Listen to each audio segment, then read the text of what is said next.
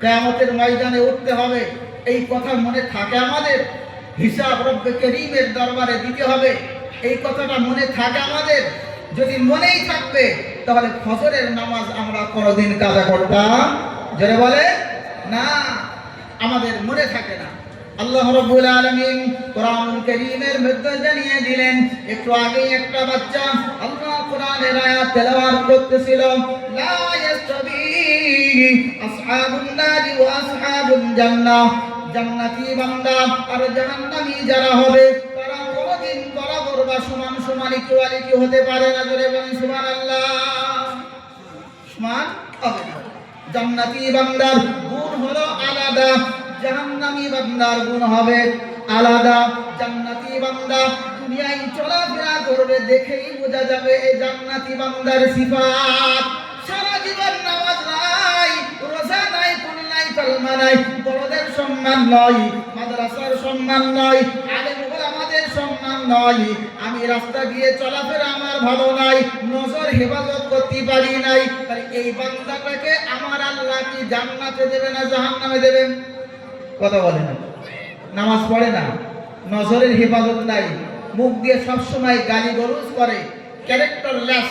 এই ক্যারেক্টারলেস ব্যক্তিকে আমাদের সমাজ থেকে আমরা কিন্তু বহিষ্কার করি। কথা ঠিক কিনা? একটা যুবক একটা যুবতী দুজনেই জিনা ব্যভিচারে জড়ায় গেছে।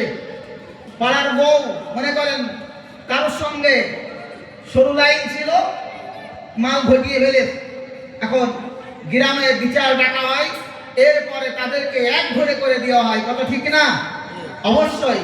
তাহলে ক্যারেক্টারলেসকে আমরা কোনোদিন প্রশ্রয় দিই না, সমাজ প্রশ্রয় দেয় না। তাই আল্লাহ বলে, বান্দা শুধু নামাজ রোজার নাম ইসলাম না, ইসলাম যদি শুনতে চাও আমার নবীর কাছে দেখে নাও। জোরে বলা যাবে না সুবহানাল্লাহ?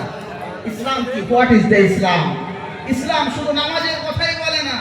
আজকে শুধু ওয়াজের মাহফিলে নামাজ নামাজ নামাজ, হ্যাঁ অবশ্যই নামাজ অত্যন্ত জরুরি, কিন্তু মনে রাখতে হবে এই নামাজ ছাড়াও ইসলামে আরো অনেক কাজ আছে, যেগুলো যদি আপনার না থাকে তো আপনার নামাজ কাল কিয়ামতের ময়দানে আপনাকে বাঁচাতে পারবে না। মুসলিম শরীফের হাদিসে লেখা আছে।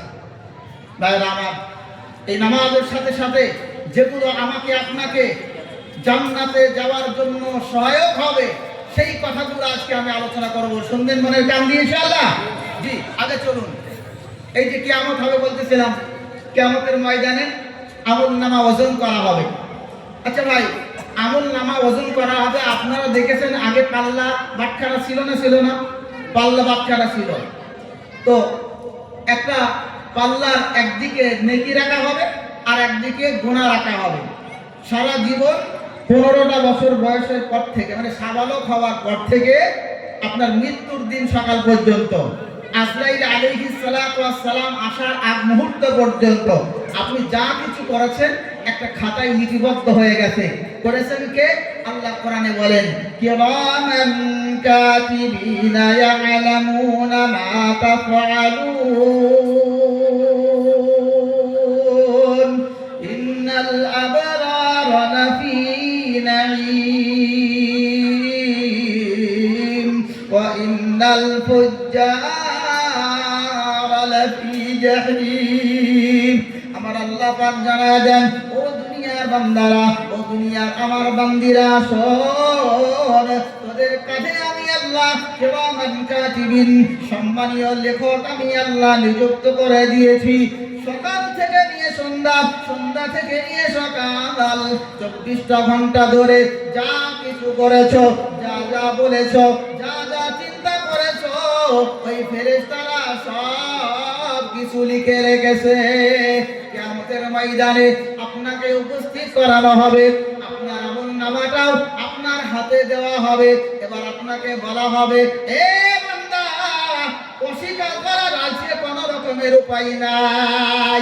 রাতের অন্ধকারে গুনাহ করছো বান্দা, কেউ দেখতে পাই নাই, রাতের অন্ধকারে অপরের পুকুরের মাছ ধরেছো, এটাও লিখা হয়ে গেছে। 2015 সালে আব্দুর রহিমের বেগুনের জমির থেকে একটা বেগুন চুরি করে তোমার ব্যাগের মধ্যে ঢুকাইছিলে, ওইটাও তোমার আমলনামার খাতায় উঠে যাবে। চিৎকার দিয়ে মানুষ কাঁদবে, লা ইউগাদিরু সগীরাতাও ওয়ালা কাবীরাতান ইল্লা আহসাহা। হায় হায়, আজকে একটা ছোট্ট গুনাহ তো সেটাও লেখা হয়ে গেছে, সেটাও তো লুকায়িত নয়। ছোট গুনাহ করেছি সেটাও লেখা হয়ে গেছে। এইবার আমলনামাটা পড়ার পরে মানুষ ঝরঝর ঝরঝর করে কাঁদবে। এটা কোনো ইতিহাস বলতেছি না রে ভাই। আজকে আমি আর আপনি জীবিত আছি তাই মনে হচ্ছে এটা ইতিহাস, এটা কোনো গল্প নয়। আল্লাহর কোরআনে লেখা আছে, ইকরা কিতাবাক কাফা বিনাফসিকাল ইয়াউমা আলাইকা হাসিবা। আমলনামা পড়, আমলনামা পড়ে বুঝতে পারবি তুই জান্নাতে যাওয়ার যোগ্য না জাহান্নামে যাওয়ার যোগ্য। আমলনামা পড়ার সাথে সাথে বোঝা যাবে। সেদিন আমলনামা পড়তে গিয়ে দাঁত ভেঙে যাবে। আল্লাহ সব লেখা হয়ে গেছে। ফেরেশতাদের বলবে, আল্লাহ ফেরেশতাদের বলবে ওজন করে না, পড়া হয়ে গেছে কমপ্লিট, ওজন কর। তো ওজন করা হবে। নেকির পাল্লা যদি ভারী হয় কোথায় যাবে বলে? জান্নাতে। আর গুনার পাল্লা যদি ভারী হয় জাহান্নামে যাবে। আল্লাহ পাক পবিত্র কোরআনুল কারীমের মধ্যে জানিয়ে দিয়েছেন, কি বললেন? ফামান সাকুলাত মাওয়াজিনুহু ফাহুয়া ফি ঈশাতির রাদিয়াহ ওয়া আম্মা মান খাফফাত মাওয়াজিনুহু ফাউম্মুহু হাবিয়া। আল্লাহ বলেন, যার নেকির পাল্লাটা ভারী হবে সেই বান্দাটা না আমি আল্লাহ আমার তৈরি সুন্দর জান্নাতের মেহমান হয়ে যাবে। সুবহানাল্লাহ বলুন। আর যার নেকির পাল্লা হালকা হয়ে যাবে, গুনার পাল্লাটা ভারী হবে, তার জন্য আমি আল্লাহ পাক হাবিয়া নামক জাহান্নাম নির্ধারণ করে দিয়েছি। জোরে বলে নাউজুবিল্লাহ। কিয়ামতের দিন আমাদের জীবনের মূল লক্ষ্য হবে এটাই, যে কিয়ামতের ময়দানে আমলনামা ভারী হবে কিসে এটা দেখা। জীবনের মূল টার্গেট হতে হবে। সকালে ঘুম থেকে উঠেছেন, মসজিদে আজান হচ্ছে, আবার আপনাকে আপনার যাদের বাড়ি কথা দিয়েছেন বাড়িওয়ালা আপনাকে ডাকতেছে কাজে যাওয়ার জন্য মাঠে। এই জায়গায় আপনার পরীক্ষা। আদ-দুনিয়া মাজরাআতুল আখিরাহ, দুনিয়া আখিরাতের শস্য ক্ষেত্র। এটা পরীক্ষার জায়গা। পরীক্ষা আছে, পরীক্ষায় ফুল নাম্বারে পাস না 0 নাম্বারে ফেল, এটা আল্লাহ পাক দেখবেন। দুনিয়া তোমাকে ডাকছে, রেল তোমার টাইম মতো আসছে, রেলগাড়ি তোমাকে ডাকতেছে, বাজার তোমাকে ডাকছে, ব্যবসা তোমাকে ডাকছে, মুয়াজ্জিনের আজান তোমাকে ডাকতেছে। আল্লাহ পাক তোমাকে ডাকতেছে মুয়াজ্জিনের আজানের মাধ্যমে। আল্লাহ পাক বলেন, আমি জান্নাতি বান্দা এখানেই খুঁজে নেব। সুবহানাল্লাহ বলেন। জান্নাতি বান্দা হবে কারা? আল্লাহ বলে, আসসালাতু খায়রুম মিনান নাওম। এই ডাকের সাথে সাথে মসজিদে জামাতের সাথে নামাজ আদায় করে যারা। সুবহানাল্লাহ বলে। আর জাহান্নামী কারা? আজান হচ্ছে এদিকে, ওয়াজে ওদিকে, আজান হয় এদিকে, ওয়াজে মাঠে। আল্লাহ বলে, বান্দারে তুমি দিনকে প্রাধান্য দাও নাই, তুমি আমি আল্লাহ আমাকে প্রাধান্য দিলে না। প্রাধান্য দিলে তোমার দুনিয়াকে।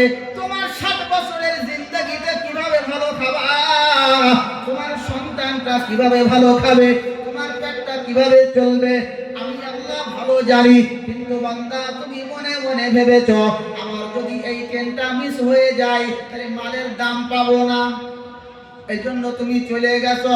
আল্লাহ কয়, ওয়া আসারাল হায়াতাদ দুনিয়া ফাইন্নাল জাহিমা হিয়াল মাওয়া।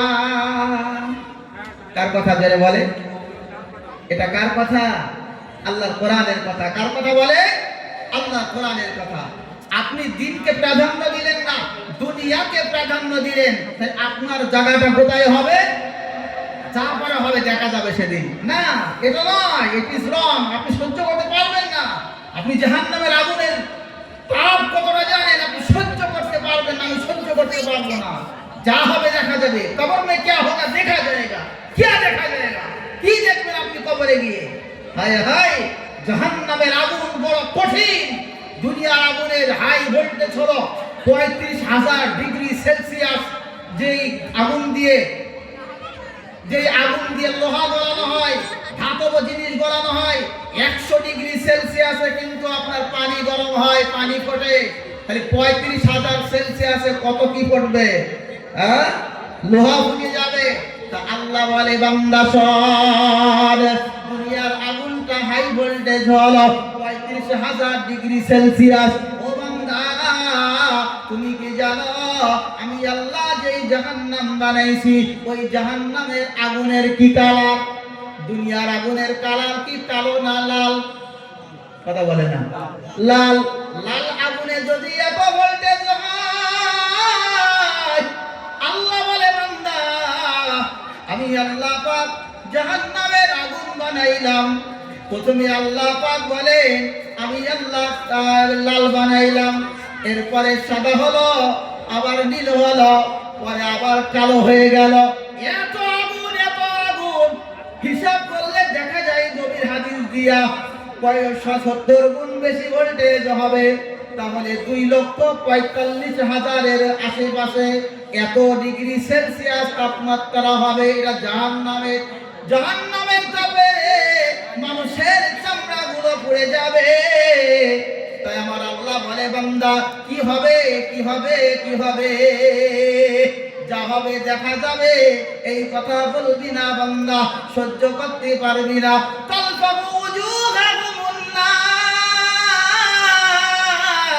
আমি আল্লাহ তাআলা তোর মুখটা আগুন দিয়ে পোড়ায়া দেব, তোর হাত পুড়ে যাবে।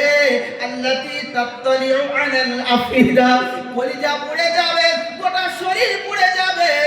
আল্লাহ নবীর চাচা নাম তার আবু তালেব, কালমা শরীফ পড়ে নাই। আবু তালেবের জন্য নবীর সাহাবারা জিজ্ঞাসা করতেছে, ইয়া রাসূলুল্লাহ, ইয়া হাবিবাল্লাহ, আপনার চাচা তো ঈমান আনতে পারে নাই, আপনার চাচার কিয়ামতের ময়দানে কি হবে? আমার নবী বলেন আমার চাচার জন্য ইজআলু ফি যুহাযাহিন মিনান নার, জাহান্নামের 2টা চটি পরায়া দেওয়া হবে, জাহান্নামের চপ্পল, জাহান্নামের জুতা পরিয়ে দেওয়া হবে। এই জাহান্নামের জুতা পরানোটা এটা হলো জাহান্নামের সবচাইতে কম আযাব। এই আযাবের ফলে কি ঘটবে জানেন? ভাই খুব সংক্ষেপে বলতেছি, শুনে না। পাই হবে জাহান্নামের জুতা, এই জুতার ভোল্টেজটা এত হবে। আমার নবী কয় ফায়াজআলু ফি যুহাযাহিন মিনান নার ইয়াবলুগু কাবাইহি ইয়াগলি মিনহু উম্মুদিমাগিহি। এই উত্তাপের কারণে মাথার ঘেরুগুলো টকবক টকবক করে ফুটতে থাকবে। আমি জিজ্ঞাসা করতে চাই হাজিরানে মজলিস আপনারা যারা আছেন, যারা বেনামাজি ভাই, আমি তাদেরকে জিজ্ঞাসা করতে চাই, ও বন্ধু নামাজ কেন ছেড়ে দাও? তাহলে বলো তুমি কোন আশায় নামাজ ছেড়ে দিলে?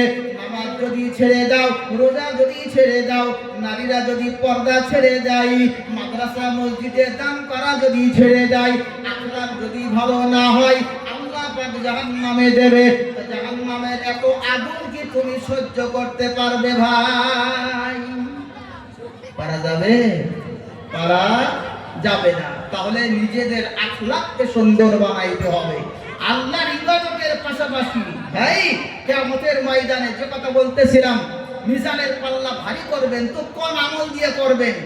একটা ছোট্ট আমলের কথা উপহার দিয়ে যাই, মনে রাখবেন, ব্রেনের এক কোনায় ফেলে রাখবেন, কাজে লাগবে। আমি হাদিস দিতেছি, কিতাবের নাম হলো আবু দাউদ শরীফ, 4399 নম্বর হাদিস। নবী আকরাম সাল্লাল্লাহু আলাইহি ওয়াসাল্লাম হাদিসের মধ্যে বলেন, মা মিন শাইইন আসকারু ফিল মিজানি মিন হুসনিল খুলুকি আও কামা ক্বালা আলাইহিস সালাতু ওয়াস সালাম। আমার নবী জানায়া দেন, ও বিশ্ববাসী শুনে নাও, শুধু নামাজ পড়ার নাম ইসলাম না।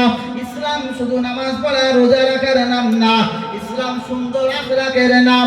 কাল কিয়ামতের ময়দানে যত আমল থাকুক না কেন, সুন্দর আখলাক যদি দুনিয়ার জমিনে কারো থাকে, চরিত্রটা যদি ভালো থাকে, ক্যারেক্টার যদি ভালো থাকে, নৈতিকতার আদর্শটা যদি ভালো হয়, আমার রাসূল বলেন কিয়ামতের ময়দানে ওই ব্যক্তির আমলনামায় মিজানের পাল্লা নাই।